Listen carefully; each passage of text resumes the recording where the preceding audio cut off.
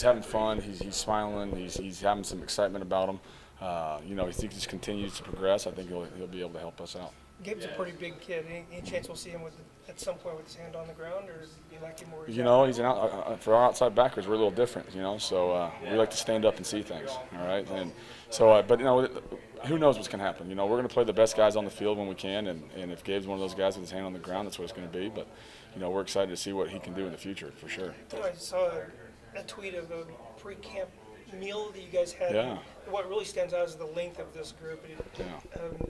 Are you happy with how you've recruited to the group? Yes, I think that's kind of the standard now, right? So we've been able to go out there and identify some young individuals, and you gotta recruit better than what you got, and that's kind of every year. If you recruit better, you're gonna have a really good football team in 4 to 5 years, But that's not. We want to be good now, obviously, but no, length is great. We play on the edge. We are the edge. We got to be able to have long levers and play with extension, and that's just kind of the beast that we're building here.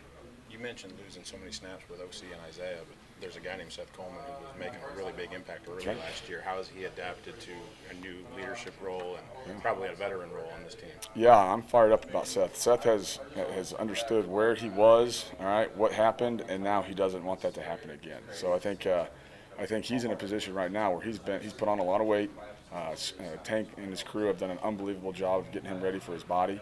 And you're seeing what you thought was a speedster turn into a speed and power guy. And I think he's mastering his craft and becoming he cares. And now that he's in that full mode, I'm excited to see what he can do. Thank you. You said what the problem was. Obviously, you got the feeling it started for you. Like, what was the problem? Was it just the strength part? Yeah, well, last year when it was his ankle, right? He had a bum ankle, and then kind of got Wally pipped a little bit, And so Isaiah came back in, was playing at a high level, and he still had his role, and on certain downs, but he's seen that, and it's been a fun transformation over from February to right now, where he's done with his body. Ezekiel is a guy who saw a little bit, but obviously a bigger role this year. Yep. Why do you think he's prepared for that?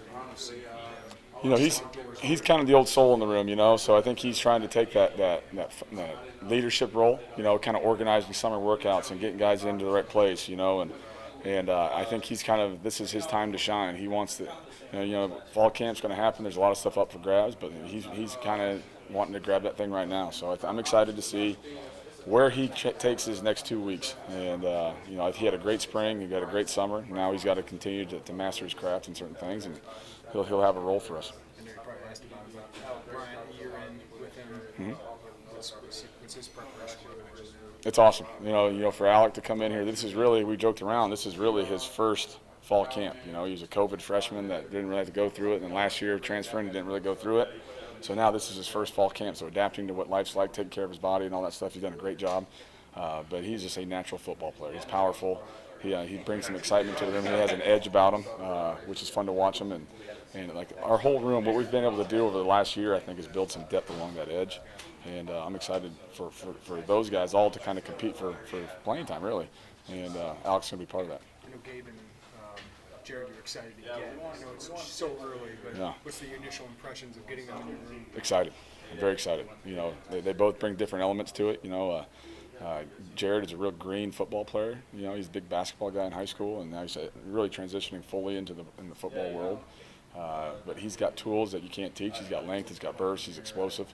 And then Gabe is he's strong as heck. He's got natural body positioning with a wrestling background, and he's got this look in his eyes like he's going to kill everybody. So that's a good thing to have, and I'm excited he's on our team. And I think he's just one of those. Both of them are good football players, and I think they're going to have bright futures. Shimon taking the step? Mm-hmm. Yeah, Shimon. Like I said, we got a core of guys.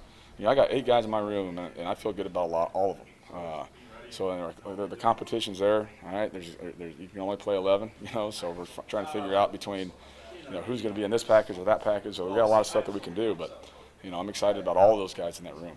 I mean, as you've sort of built that position from the ground up, Ryan said yesterday that the guys are starting to look maybe like physically what you want. Do you feel like you've found that group?